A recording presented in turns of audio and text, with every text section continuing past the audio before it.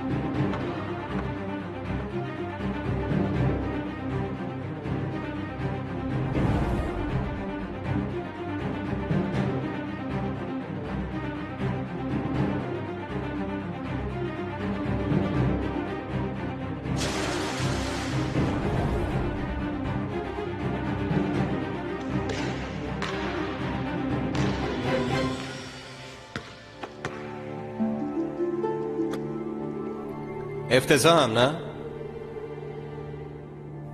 فکرت جای دیگه بود.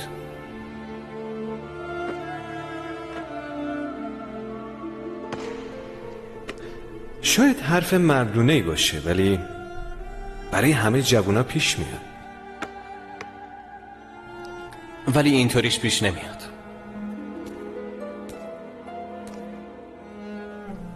صاف بیست. اولش سخت به نظر میرسه، ولی وقتی میگذره آدم میفهمه بزرگش کرده. بیشتر وقتا حتی یادت هم نمیمونه. پاهات هم درست بذار. برو.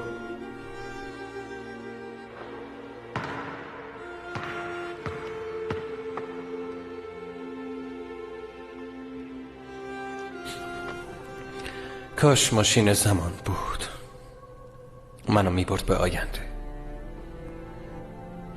به گذشتم خوب میشد. همین که امروز نباشه کافیه. چه فرقی میکنه؟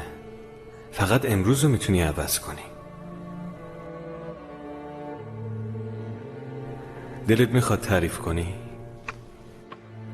واقعا خیلی دوست دارم بگم و راحت شم، اما نمیتونم. آخه این فقط راز من نیست، راز همه ماست.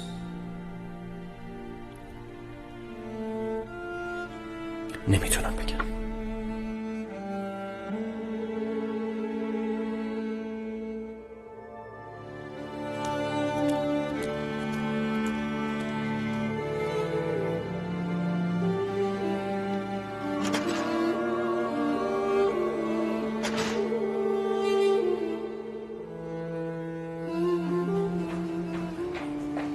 میبینی سر کارم نرفته. خدا میدونه کجاست و چی کار میکنه.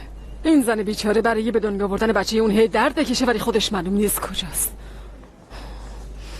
منو نگاه کن.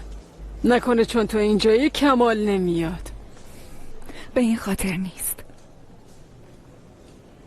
یعنی فکر کنم. نیلول دخترم، مادرت چرا تو رو برد پرورشگاه؟ به من گفت نمیتونستم خرجشو بدم، ولی دروغه. بالاخره تو اون خونه یه لقمه نون که پیدا میشد. نمیتونم خاله فاطیما، از مامانم بپرس. حوصله‌ام سر رفت. یکم طاقت بیار. چرا دستبندتو نذاشتی؟ دیگه دوستش نداری؟ مگه میشه تو بخری یا من دوست نداشته باشم؟ احتمالاً از دستم افتاده.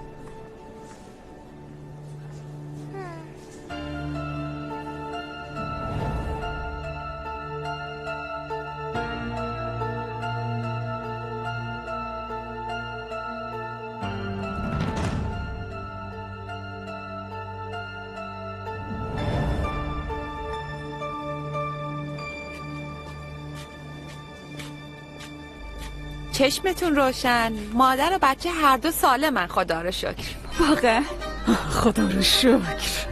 داداشم کجاست؟ میتونم بغلش کنم؟ حتما. شما اینجا منتظر باشین، من الان مادر و بچه رو میارم. آخ جون.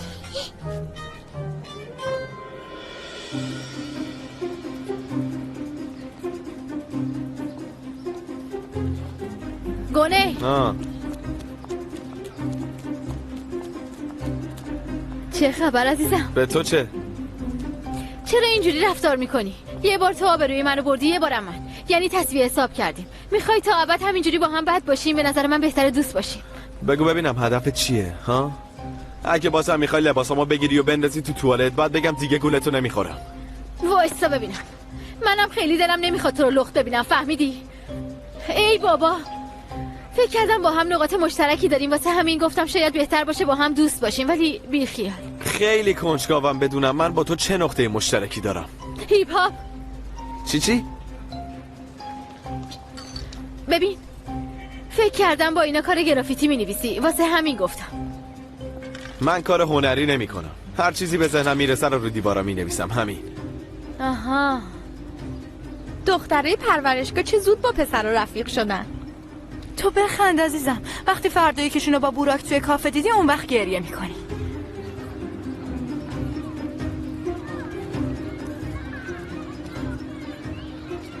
پس لابد اون نوشته تو حیات پانسیونم تو نوشتی؟ آره؟ کدوم نوشته؟ برو بابا، فهمیدی چی گفتم؟ تو مریضی، از کجا باید بفهمم؟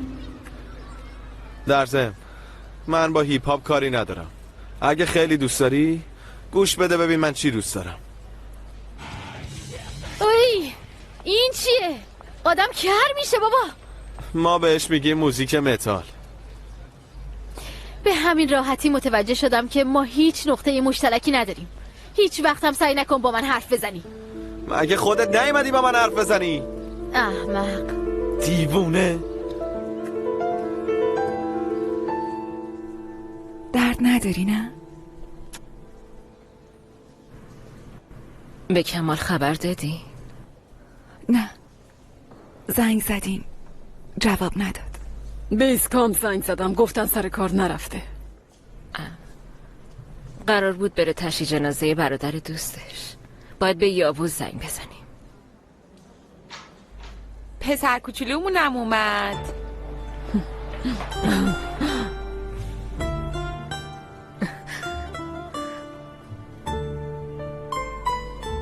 2 ساعت دیگه بازم بهش شیر بدین، باشه؟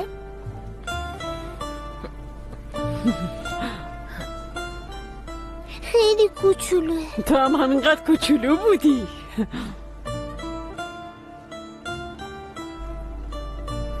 تبریک میگم خانوم.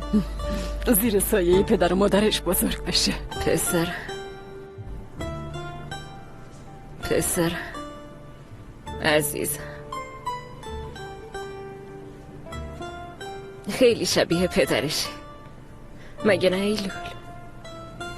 آره. کاش اونم اینجا بود.